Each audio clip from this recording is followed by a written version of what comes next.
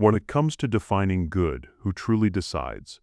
Is it decreed from sacred altars, shaped by the raised hands of the majority, or charted in data and graphs? These competing visions collide: myths against votes, conscience against culture, and tradition against algorithms, raising the deeper question: whose authority can we trust when morality itself is at stake? The clash between altar, ballot, and algorithm is not just poetic, it plays out in real life. Imagine stepping into three different courts, each claiming the right to decide what counts as good. In one, priests hold up sacred texts. In another, citizens raise their hands to vote. In the third, scientists unveil graphs of well-being. Each speaks with conviction, yet their judgments often contradict each other. This tension between myths, majorities, and measurements is at the heart of our struggle to understand who truly owns the definition of good. After imagining those three courts of morality, it makes sense to begin with the oldest of them all: tradition as authority. For much of human history, morality was not a matter of debate, majority rule, or statistical analysis. It was something handed down through sacred myths, scriptures, and rituals. These stories carried not only spiritual weight but also social force. Ancient societies grounded morality in myth and religion, framing good as obedience to divine will. This created stability, a shared story everyone could orient themselves around.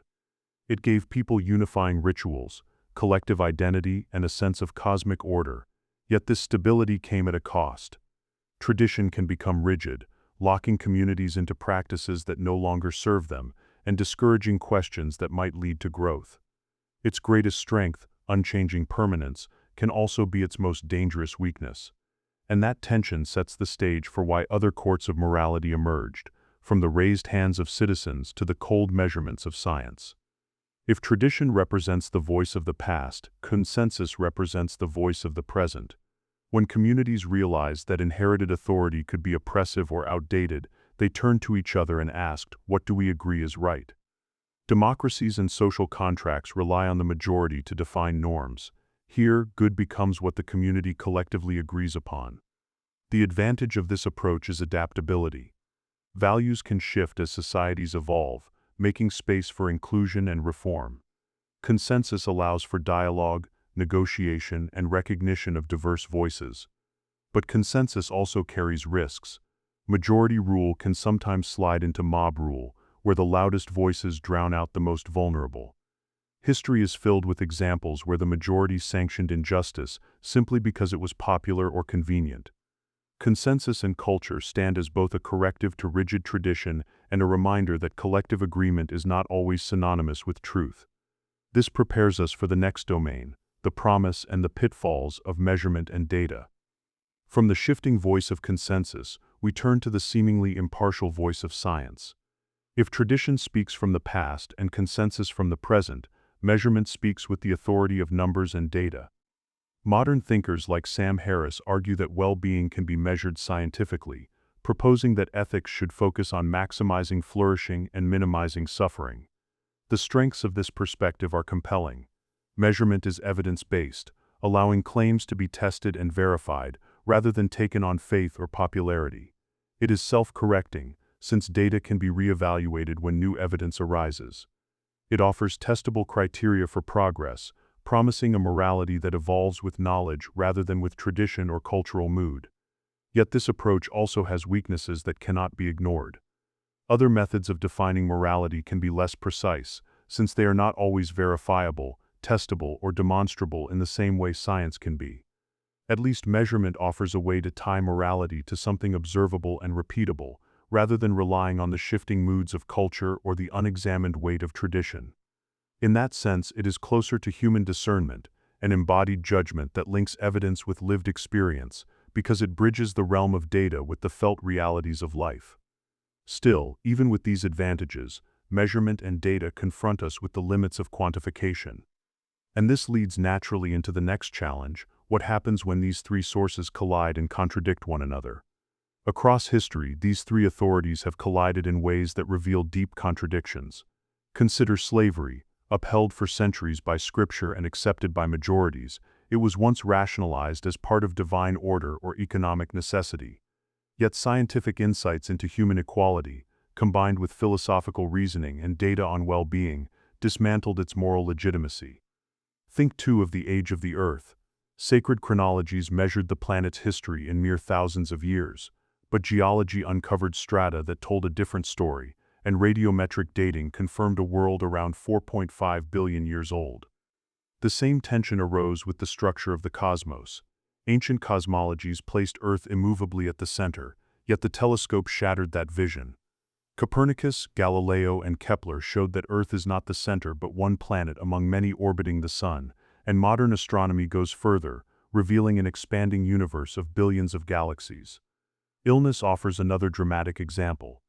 For centuries, disease was explained as divine punishment or invasion by spirits, but the germ theory of Pasteur and Koch, supported by microscopes and laboratory tests, proved otherwise. Today, vaccines, antibiotics, and hygiene practices save millions, undermining old interpretations that blamed sin or spirits. Finally, consider natural disasters. Earthquakes, floods, and storms were long seen as the wrath of gods. But seismology, meteorology, and climate science reveal natural causes. Each of these examples, slavery, the age of the Earth, the structure of the cosmos, disease and health, and natural disasters, reminds us how stories, votes, and numbers can clash. They show that tradition and consensus can hold on to ideas long after they are unsustainable in light of evidence. These tensions lead directly into the next chapter. When authorities disagree so profoundly, how do we choose an arbiter? Looking across history, we see that each source of authority has played its part. Tradition gives us meaning, anchoring communities in rituals and stories that carry identity across generations. Consensus gives us legitimacy, allowing people to deliberate and evolve standards that reflect the present. Measurement offers evidence, tying morality to what can be tested, verified, and corrected in light of new discoveries. Each has its strengths, but each also carries weaknesses that limit its reach. Where these sources meet is where the real challenge lies. Tradition and consensus often overlap in shared cultural values, yet they can both resist the corrections that evidence demands. Science and consensus sometimes align, such as when societies embrace medicine or technology, but they also clash when popular opinion lags behind data. Tradition and science share a respect for order, but one insists on permanence while the other thrives on revision. The intersections reveal both cooperation and conflict, showing us that no single voice can fully capture what good means. And yet, beneath all these voices there is something more immediate: our inner compass. As physical beings moving through the world, we rely on this faculty to interpret experience, to sense fairness, to recognize harm. It guides us when statistics feel distant and when sacred texts or majority opinions seem unconvincing. It does not reject tradition, consensus, or science. It filters them through lived human experience, weighing their claims against the reality we perceive directly. In this sense, it becomes the final arbiter of our lives. It is not infallible, but it is the ground upon which we stand when stories, votes, and data collide. Having explored tradition, consensus, and measurement, we see that each has tried to claim ownership of what is good. Gods once spoke through sacred texts, majorities raised their voices through culture and politics, and science entered the conversation with charts, evidence, and data. Each offers something vital, meaning, legitimacy, or precision, yet each carries dangers when taken alone. The truth is that no single authority can shoulder the weight of defining morality for all time. The altar, the ballot, and the algorithm each speak a part of the truth, but they cannot speak the whole. What unites them, and what allows us to make sense of their contradictions, is our inner compass, our judgment, our felt sense of reality. This deeper discernment shapes how we live. So while good has been claimed by gods, by majorities, and by science, its final arbiter rests within us. Our lived judgment, rooted in our physical being and sharpened by encounters with reality, is what ultimately guides our choices. In the end, it is this deeper judgment that navigates the shifting sands of morality. Are we listening to it? Flowing from the conclusion, the question lingers: if gods, majorities, and science each claim to define what is good, yet none can do so completely, then how do we, as thinking beings, navigate that uncertainty? This is where your voice matters. I invite you to wrestle with these questions yourself and share with others.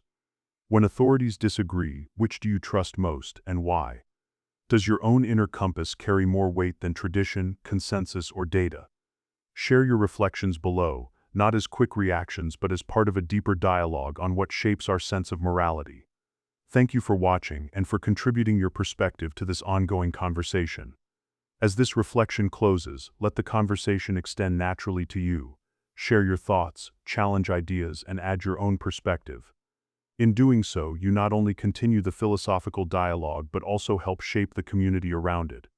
If this exploration has sparked your thinking, consider supporting the channel with a like and a subscription so we can keep examining these difficult questions together.